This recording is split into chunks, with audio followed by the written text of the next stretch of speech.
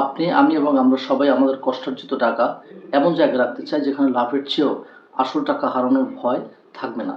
Share বাজার, জমি ক্রয় এটি লাভজনক হতে পারে, কিন্তু এখানে ঝুঁকিও অনেক বেশি। আজকের ভিডিওতে আমরা আলোচনা করব বাংলাদেশের 3টি নিরাপদ বিনিয়োগ সম্পর্কে, যেখানে মুনাফা বা রিটার্ন 100% এবং ঝুঁকি অনেকটাই 0% বলা যেতে পারে। এই 3টি বিনিয়োগ খাতকে বাংলাদেশের সেফ ইনভেস্টমেন্ট বলা যেতে পারে। প্রথমেই আমরা একটু জেনে নিই নিরাপদ বিনিয়োগ কী। নিরাপদ বিনিয়োগ হচ্ছে এমন একটি বিনিয়োগ যেখানে মুনাফার চেয়েও গুরুত্ব দেওয়া হয় আসল টাকার উপর, অর্থাৎ যেখানে আসল টাকা হারানোর ভয় কোনো ক্রমেই থাকতে পারবে না। বাংলাদেশে সাধারণত সরকার সমর্থিত বা গভর্নমেন্ট ব্যাকড স্কিমগুলোই সবচেয়ে নিরাপদ। এই সম্পর্কে আজকে বিস্তারিত আলোচনা করব। সো আজকের এই আলোচনাটি হতে পারে আপনার, আমার এবং অনেকের জন্যই তাৎপর্যপূর্ণ, গুরুত্বপূর্ণ এবং বিশ্লেষণধর্মী।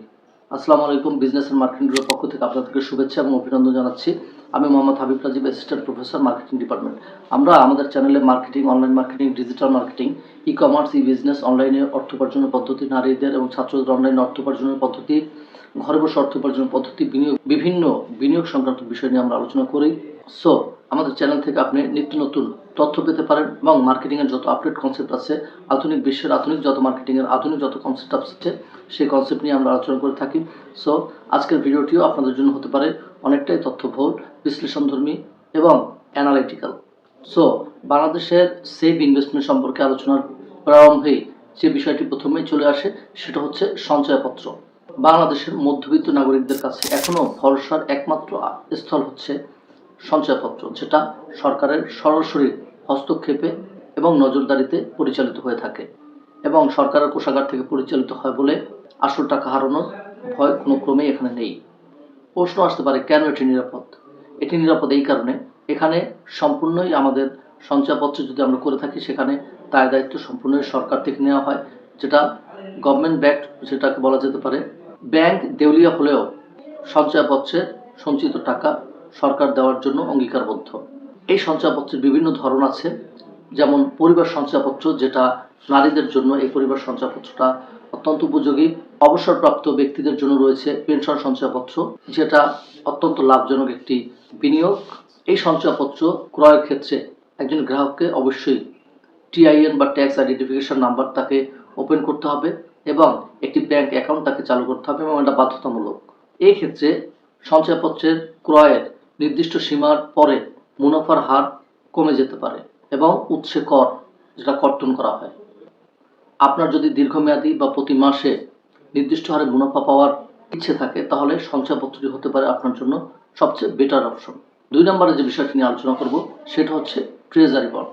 আমরা অনেকেই সঞ্চয়পত্র সম্পর্কে জানি, সঞ্চয়পত্র সম্পর্কে অনেক কিছু শুনেছি, কিন্তু ট্রেজারি বন্ড সম্পর্কে আমরা অনেকেই জানি, আবার অনেকে ওটাই জানি না। এই ট্রেজারি বন্ড সঞ্চয়পত্রের চেয়েও আধুনিক এবং নিরাপদ একটি অপশন। এক কথায় যদি বলা যায়, সেটা হচ্ছে এই ট্রেজারি বন্ড ক্রয়ের মাধ্যমে আপনি বা আমি সরকারকে টাকা ধার দিচ্ছি।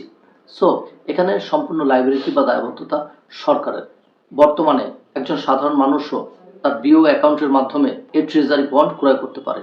এই ট্রেজারি বন্ড ক্রয়ের ক্ষেত্রে একটি বিশেষ সুবিধা হচ্ছে, সঞ্চয়পত্র ক্রয়ের জন্য একটি নির্দিষ্ট সীমা বা সীমারেখা দেওয়া হয়ে থাকে, যে সীমারেখার উপরে চলে গেলে মুনাফার হার কমে যায়।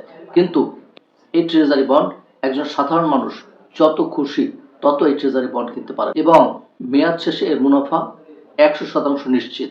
যদি ইনস্ট্যান্ট আপনার টাকার প্রয়োজন হয়, সেক্ষেত্রে এই ট্রেজারি বন্ডটি আপনি বিও অ্যাকাউন্টের মাধ্যমে আপনি সেকেন্ডারি মার্কেটে সেল করে আপনার ইনস্ট্যান্ট বা তাৎক্ষণিক যে টাকার যে প্রয়োজনীয়তাটা, সেই প্রয়োজনীয়তা পূরণ করতে পারবেন। 3 নম্বরে যে অপশনটি নিয়ে আলোচনা করব সেটা হচ্ছে ব্যাংক ফিক্সড ডিপোজিট বা এফডি অথবা ডিপিএস। ব্যাংক এফডি, যেটা অনেকটাই নিরাপদ, কিন্তু এক্ষেত্রে আমাদেরকে সতর্কতা অবলম্বন করতে হবে।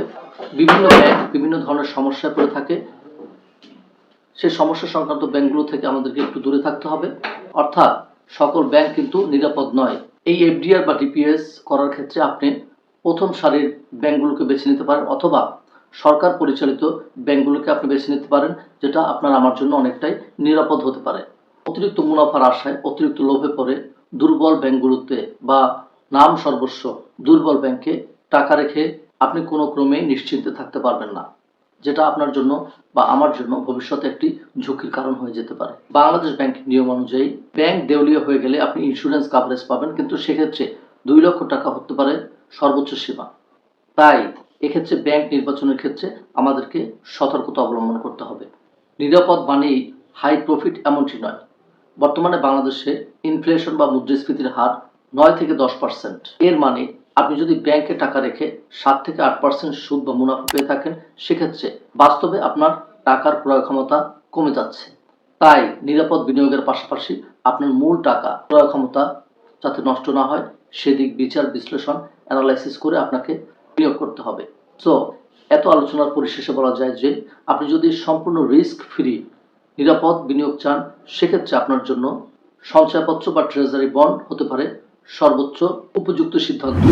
আর যদি লিকুইডিটি বা যখন তখন টাকা তোলার সুবিধা চান, সেক্ষেত্রে আপনি ব্যাংকে এফডিআর কে বেছে নিতে পারেন।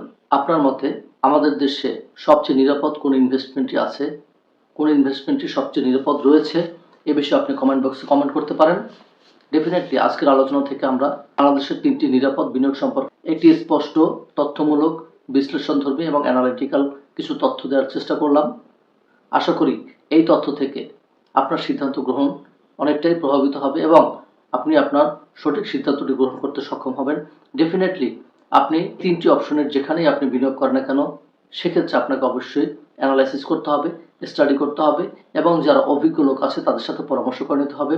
আমরা শুধুমাত্র আপনাকে কিছু তথ্য দিলাম, এই তথ্যের মাধ্যমে আপনার সিদ্ধান্ত গ্রহণ অনেকটাই প্রভাবিত হবে। এই তথ্যগুলো থেকে আপনি অনেকটাই সহজেই আপনার সিদ্ধান্তটি গ্রহণ করতে পারবেন। বিনিয়োগ যেহেতু আপনি করবেন, ডিসিশন আপনাকে নিতে হবে আপনি কোনটি করবেন। আমরা শুধুমাত্র আপনার সামনে 3টি অপশন বা কিছু তথ্য আমরা তুলে ধরলাম, যে তথ্যগুলো ডেফিনেটলি অ্যানালিটিক্যাল, স্টাডিমূলক এবং আমাদের বিভিন্ন মাধ্যম থেকে তথ্য সংগ্রহের মাধ্যমে আমরা দিয়ে থাকি। এই ধরনের বিনিয়োগ, অনলাইনে অর্থ উপার্জনের পদ্ধতি, নারী এবং ছাত্রদের অর্থ উপার্জনের পদ্ধতি, marketing, online marketing, digital marketing সম্পর্কিত বিষয় জানতে এবং আধুনিক মার্কেটিং এর আধুনিক যত কনসেপ্ট রয়েছে সেই কনসেপ্ট জানতে ডেফিনেটলি আমাদের চ্যানেলটি হতে পারে আপনার বন্ধুর মতো। আপনার যে কোনো মন্তব্য কমেন্ট বক্সে জানাতে পারেন। আপনাদের কমেন্ট বক্সের কমেন্টের সর্বোচ্চ সম্মান দিয়ে আমরা পরবর্তী ভিডিও তৈরি করার চেষ্টা করব। ভিডিওটি যদি আপনার বিন্দু পরিমাণ উপকারে এসে থাকে, ডেফিনেটলি আপনার কাছের পাশের মানুষের কাছে আপনি ভিডিওটি শেয়ার করতে পারেন, যাতে তারাও এই তথ্যগুলো পেয়ে উপকৃত হতে পারে। তো দেখা হচ্ছে পরবর্তী ভিডিওতে। সকলে ভালো থাকবেন, সুস্থ থাকবেন। সকলের মঙ্গল কামনায় আজ এই পর্যন্ত। আসসালামু আলাইকুম।